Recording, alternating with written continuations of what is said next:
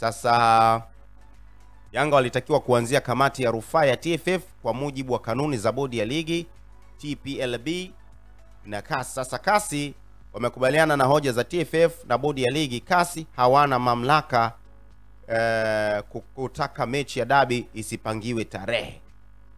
Hii ni taarifa ambayo inaweza kuwa isiwe nzuri sana kwa mashabiki wa Yanga, lakini ndiyo ukweli uko hivyo.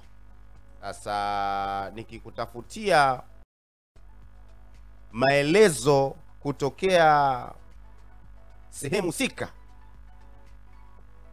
basi nafikiri nalo utalisikia vizuri kabisa, ambapo taarifa inasema mahakama ya kimataifa ya usuluhishi wa kimichezo yani CAS imetupa rufani ya klabu ya Yanga yenye kumbukumbu namba CAS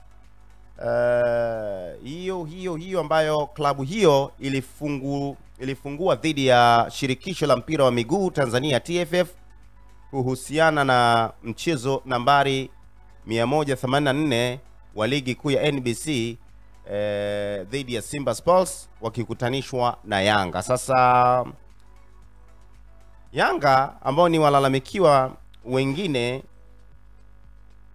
katika shauri hilo, ambapo pamoja na mambo mengine klabu ya Yanga iliomba mechi tajwa hapo juu isipangiwe tarehe mpaka litakapotolewa uamuzi. Shauri hilo ni na bodi ya ligi Tanzania ambayo ni TPLB na klabu ya Simba. Sasa kutokana na uamuzi huo wa CAS, bodi ya ligi kuu Tanzania bara inaendelea na maandalizi yake kwa kuhitimisha msimu wa ligi ya NBC kwa 24-25 na kufanya maboresho ya ratiba ya ligi ikiwemo mchezo nambari 184 ambao ndiyo huo Yanga dhidi ya Simba, kisha utangaza ratiba mpya mapema iwezekanavyo. Ripoti ikitolewa na idara ya habari mawasiliano bodi ya ligi kuu Tanzania bara TPLB Mei mosi jana. Si tumeamka nayo leo ripoti ya moto. Sasa ni wazi sasa Yanga wanataka watacheza dabi, hawataki watacheza dabi. Peter Passion